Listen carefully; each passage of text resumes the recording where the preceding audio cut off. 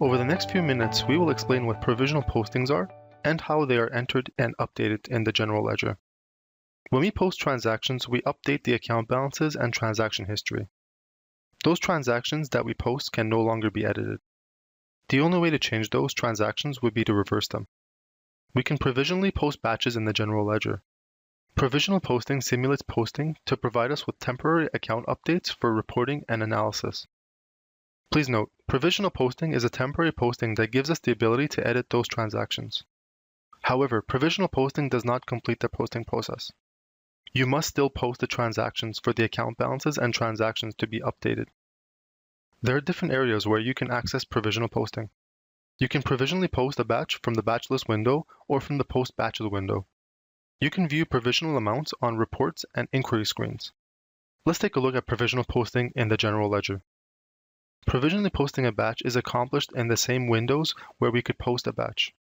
From the general ledger module, go to General Ledger Transactions and select Post Batches. The Post Batches window gives you the option to provisionally post batches. Let's close out of the window and open the Batch List window. From the General Ledger module, go to General Ledger Transactions and select Batch List. The Batch List window also gives you the option to provisionally post batches. Please note, you can only provisionally post a batch that has not yet been posted. For example, this batch is still open. It doesn't have a status of being posted. We can double-click the Ready to Post column to set it to No, allowing us to open and edit the batch if needed. In our example, it's the end of the month, and we're waiting for this particular entry to be approved or finalized by the department head. Instead of posting the batch to proceed with our month-end reporting and losing the ability to edit the batch, we have the option of provisionally posting the batch. When we provisionally post a batch, it's the same process as posting. The only difference is that this is a temporary posting. You will notice the status column is marked as provisionally posted. This means we can now produce reports and look up on inquiry screens information that includes those provisional quantities. Let's close out of the window and go to the Chart of Accounts window. From the General Ledger module, go to General Ledger Accounts and select Chart of Accounts. We can now look at our fiscal set comparisons. In this window, we can select actuals and compare them against provisional actuals. You will notice the provisional actuals are slightly different from the actuals because it includes the provisionally posted numbers. You can also see here, the provisionally posted batch is not a part of our actual history because of the difference between the actuals and provisional actuals.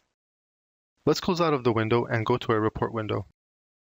From the General Ledger module, go to General Ledger Reports and select Trial Balance. The trial balance or financial reports can include provisionally posted amounts. In our example, at the end of the month, rather than wait on approval for the amounts, we can provisionally post to start our analysis and reporting, and when the finalized numbers arrive, we can return to the batch list window, open the provisionally posted batch, then edit the amounts to match the finalized numbers. This is the difference between a posting and a provisional posting. In a posting, we wouldn't have the ability to edit the transaction amount. With a provisional posting, we can go back and edit these amounts. You will notice the status of the batch is now marked as open after we have made changes to the provisionally posted numbers.